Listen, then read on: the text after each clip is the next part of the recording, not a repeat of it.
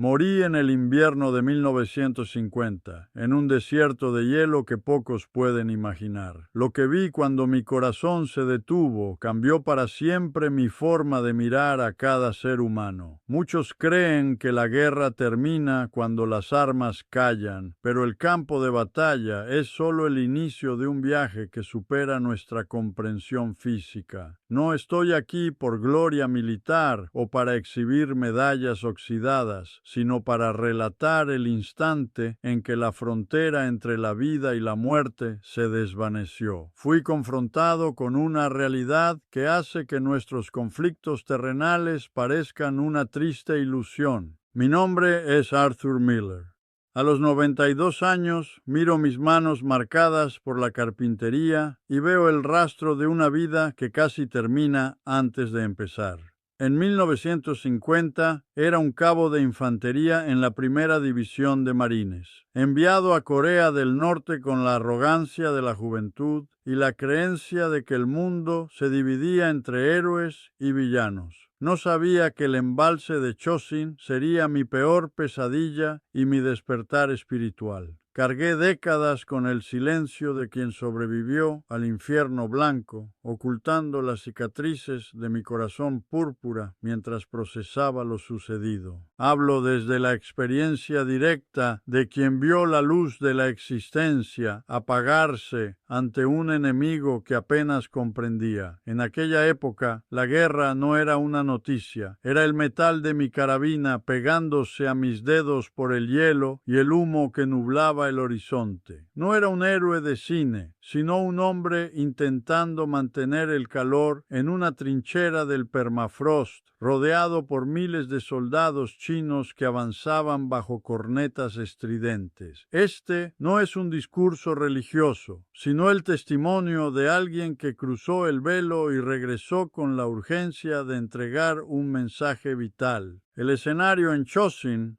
era una visión del fin del mundo. Un desierto donde la temperatura caía bajo los 30 grados. El aire era tan gélido que cada respiración cortaba mis pulmones y el aceite de las armas se congelaba, inutilizándolas. El suelo era duro como el diamante, impidiendo cavar trincheras o tumbas para los caídos bajo el viento cortante. Sentía que mi cuerpo no me pertenecía. Mis pies eran bloques de hielo y la piel se agrietaba al instante. El blanco era cegador y mortal, una blancura que solo prometía un final solitario y gélido bajo las estrellas. En aquellas noches el silencio se quebraba por silbatos chinos que anunciaban ataques masivos. El olor de la guerra mezclaba pólvora quemada con el rastro ferroso de sangre congelada en la nieve, creando manchas oscuras en el tapete infinito. Oíamos el estallido de morteros y el silbido de balas sobre nuestras cabezas, mientras la muerte planeaba como una niebla que no elegía bando. Cada minuto era una batalla por no ceder al sueño letárgico del frío, viendo amigos convertirse en estatuas de hielo. La muerte no era abstracta, era nuestra compañera de vigilia en cada colina fortificada. Mi mente se volvió tan árida como el campo de batalla, sumergida en una anestesia moral contra la locura. Ya no veía a los chinos como hombres con sueños, sino como una masa peligrosa que debía detener para respirar un minuto más. La rabia me mantenía caliente cuando el mercurio caía, una furia alimentada por ver compañeros destrozados o congelados. La culpa por estar vivo corroía mi alma, transformando mi existencia en un ciclo de matar para no morir. Estaba exhausto y vacío, convencido de que el valor humano dependía solo del color del uniforme o la ideología. El momento crítico ocurrió durante una retirada bajo fuego pesado, con el suelo temblando bajo pies exhaustos. Recuerdo un silbido agudo y la detonación de una granada de mortero a pocos metros de mi refugio. El impacto me lanzó como un muñeco contra el permafrost despiadado. Sentí un calor súbito, contraste violento con el frío polar, mientras esquirlas de metal perforaban mi tórax con precisión letal. En ese instante, el tiempo se dilató y el mundo se volvió una sucesión de imágenes inconexas y sonidos apagados, mientras intentaba entender qué me había sucedido realmente.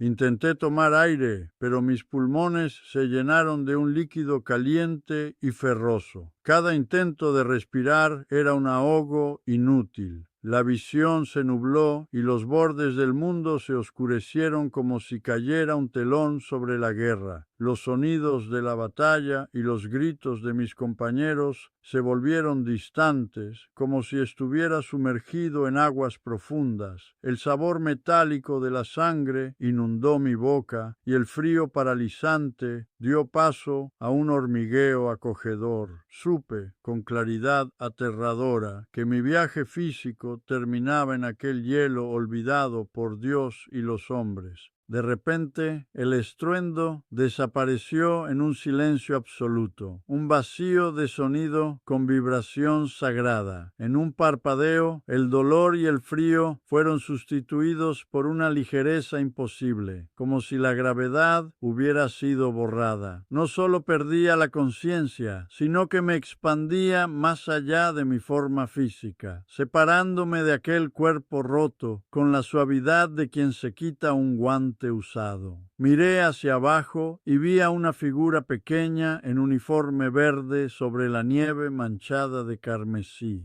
Comprendí con serenidad que aquel hombre en el hielo ya no era yo. La transición a aquella dimensión fue como atravesar un velo de paz líquida que lavó todo mi sufrimiento. Me encontré envuelto en una luminosidad que emanaba de mi propio ser, una luz que permitía ver la esencia de las cosas. No había humo ni frío, solo una claridad dorada que me abrazaba con una ternura nunca sentida en la tierra. El miedo era inexistente, una sombra disipada ante una realidad más vibrante que cualquier cosa física. Era una paz que no era solo ausencia de guerra, sino una plenitud absoluta y eterna que lo llenaba todo. Allí el tiempo dejó de funcionar, ya no era un verdugo, sino un océano infinito. No había pasado que lamentar ni futuro que temer, solo una hora donde las respuestas fluían sin esfuerzo lógico. Mi conciencia se expandió más allá de las montañas y las estrellas, tocando un tapiz de existencia que jamás habría imaginado. Sentí que despertaba de un sueño largo y doloroso, comprendiendo que mi vida de soldado era solo un breve susurro en una sinfonía cósmica. La prisa por la supervivencia física se convirtió en un recuerdo distante y carente de importancia real. Frente a mí se manifestó una presencia de luz pura, una inteligencia desbordante de amor absoluto. No era una figura humana ni un dios de piedra, sino una fuente de aceptación total que conocía mis fallas y aún así me amaba con intensidad. Me sentí visto por entero, sin juicios ni necesidad de justificar mis errores del pasado. Ese amor no se ganaba con actos de valentía u oraciones. Era la sustancia misma del lugar, una fuerza que mantenía todo unido en armonía perfecta. En su presencia comprendí que el odio que cargaba era solo un fardo inútil. Mi percepción sobrepasaba cualquier sentido físico, permitiéndome comprender la vida sin palabras limitantes. La información fluía al centro de mi ser, revelando la belleza de la creación en un instante de conciencia plena. Era una comunicación de espíritu a espíritu que explicaba el porqué de cada dolor y cada alegría experimentada. Me sentí conectado a una red invisible que unía a cada ser vivo y galaxia en un único organismo pulsante. La sensación de separación humana se disolvió, dando paso a una unidad tan natural como el aire que antes respiraba. Ya no era solo el Cabo Miller, sino parte integrante de un todo sin fronteras ni enemistades. La armonía era tan perfecta que cualquier recuerdo de violencia parecía una imposibilidad física, un error de una humanidad que no sabía mirar con el alma. Sentí que estaba en casa, un hogar que mi espíritu reconocía con familiaridad, reconfortante. No había soledad, pues estaba inmerso en una comunión constante con la esencia del universo, donde cada duda era disipada por la verdad. Deseaba permanecer allí, sumergido en esa luz de pura bondad, lejos del frío mundo que dejé atrás. En ese estado mi vida no pasó como una película, sino como una comprensión de cada gesto realizado. Vi los rostros de mis compañeros caídos, pero también los de mis enemigos bajo una luz diferente. Me di cuenta de que cada vida interrumpida dejaba un rastro de dolor que resonaba más allá del impacto de la bala. Las muertes que causé dejaron de ser estadísticas para ser heridas en la conciencia colectiva de la que formaba parte. Vi el miedo en los jóvenes soldados chinos, muchachos que, como yo, solo intentaban sobrevivir a órdenes que no comprendían. La revelación más fuerte fue sentir el dolor de las madres de aquellos hombres que no volvieron por mi culpa. Ya no era observador, sino receptor del dolor que yo mismo había esparcido, entendiendo que la violencia física es sólo la superficie de un daño espiritual mayor. Sentí la conexión que nos unía a todos. Al herir al otro, me hería a mí mismo y a la luz que nos sostiene. La culpa se volvió comprensión. No había un otro, sino una única conciencia sufriendo por su ignorancia. Cada disparo contra otro uniforme era un ataque contra nuestra propia humanidad compartida. La luz me enseñó que la mayor tragedia humana es creer en la separación. El odio es una enfermedad autoinmune del alma. Al destruir al prójimo, mutilamos nuestra propia esencia. Aprendí que las guerras comienzan diariamente en nuestros corazones a través del juicio y la incapacidad de ver al otro como a nosotros mismos. El propósito de existir no es la victoria o la gloria, sino descubrir que somos hilos de un único tapiz divino. Sin esta visión, caminamos en la oscuridad, cortando los lazos que deberían mantenernos unidos en amor y compasión profunda hacia todo lo vivo. En esa conciencia pura vi que el valor de una vida no se mide por ideologías o fronteras. La futilidad de nuestras divisiones quedó clara ante la vastedad del amor universal. Cada vida cegada es un fragmento de nosotros que se pierde. Mi mayor arrepentimiento no es haber sido soldado, sino haber cerrado mi corazón a la humanidad del enemigo. El perdón es el reconocimiento de que somos un único organismo intentando regresar a casa. La unidad es la única realidad. Todo lo que nos divide es una sombra que debe ser iluminada por nuestra empatía colectiva.